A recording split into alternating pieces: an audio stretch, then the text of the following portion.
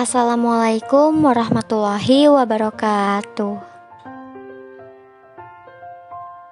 Tidak pernah ada dalam bayangan, saya sengaja datang berkunjung ke sebuah komplek pemakaman, kecuali untuk berziarah mengunjungi makam mertua atau adik saya. Itu pun kadang rasanya berat. Entah kenapa rasanya aura saya selalu membuat saya tidak nyaman. Tapi ketika mendapat ajakan berkunjung ke Al-Azhar Memorial Garden, entah kenapa saya kok bersemangat. Wah, jalan-jalan ke pemakaman mewah nih. Saya membayangkan komplek pemakaman Al-Azhar ini seperti komplek pemakaman mewah yang juga berada di daerah Karawang. Yang tidak perlu saya sebutkan namanya, sebagian besar orang juga pasti sudah tahu. Ketika akhirnya mobil kami masuk ke area pemakaman Islam ini, bayangan saya langsung buyar. Sejauh mata memandang, hanya ada rumput dan taman. Tidak ada tempat hiburan, tempat wisata, dan sejenisnya seperti apa yang saya bayangkan. Saat memperhatikan makam-makam yang ada di Al-Azhar Memorial Garden, tercermin perwujudan pemakaman Islam yang mengikuti petunjuk syariat. Sederhana, hanya ditinggikan hingga 10-15 cm. Tidak ada bangunan ataupun di atasnya. Hanya ada batu nisan sebagai penanda. Antara satu makam dengan makam lainnya diberi jarak mungkin sekitar 60 cm-an. Ini jarak pas untuk saya bisa duduk bersila di samping makam tanpa menduduki makam sebelahnya.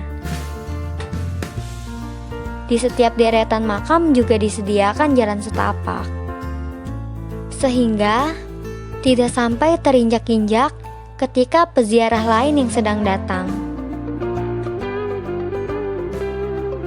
Kalau sudah disediakan jalan setapak gini masih dilangkahi sih keterlaluan. Itu yang ada di pikiran saya. Ketika berkeliling, saya juga melihat ada sebuah tenda kecil dengan beberapa kursi. Saya bertanya kepada tim Al-Azhar Memorial Garden yang mendampingi kami, "Ini untuk apa, Pak?" Beliau menjawab, "Oh, nanti siang ada yang mau datang berziarah." Apakah orang yang berziarah disediakan tenda dan kursi seperti ini? Saya bertanya lagi. Iya, asal mereka telepon dulu dan menginfokan kalau mau berziarah. Paling tidak 1 hari sebelumnya, atau minimal paginya. Untuk poin ini saya merasa cukup excited dengan pelayanan yang mereka berikan.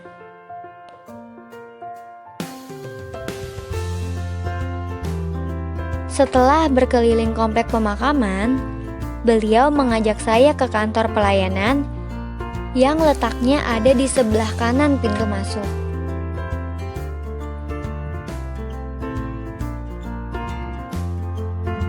Di situ saya meminta penjelasan lebih lanjut tentang harga, prosedur pembayaran, dan apa saja yang didapat oleh konsumen. Ketika melihat price listnya, saya cukup terkejut juga. Untuk tipe single peruntukan 1 orang dengan luas 4,5 meter persegi, harganya hampir 40 juta. Itu belum termasuk biaya prosesi pemakaman dan batu nisan, yang kalau di total sekitar 7,5 juta. Mulai deh kalkulator di otak saya secara otomatis menghitung berapa nominal yang perlu saya keluarkan jika ingin membeli pemakaman di sini. Tapi semua harga itu sudah termasuk biaya perawatan rumput, tidak ada lagi iuran bulanan, Terus sudah tidak ada lagi perpanjangan sewa lagi. Artinya seumur hidup, anak-anak saya tidak perlu memikirkan biaya perawatan.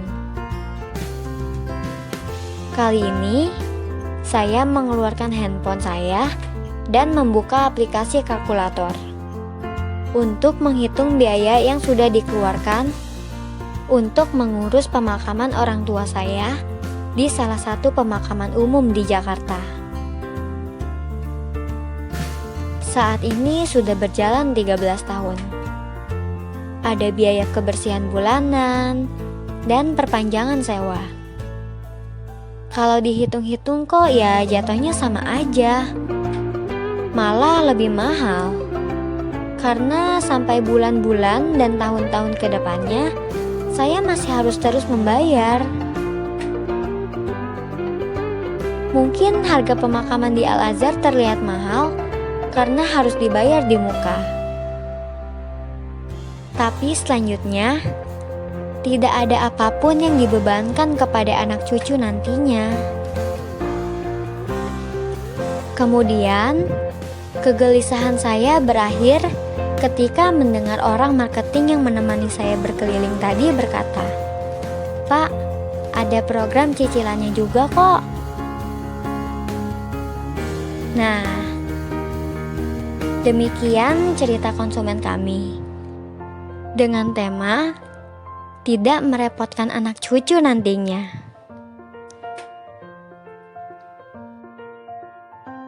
Semoga cerita ini dapat menambah wawasan kita semua. Wabillahi taufiq wal hidayah. Wassalamualaikum warahmatullahi wabarakatuh.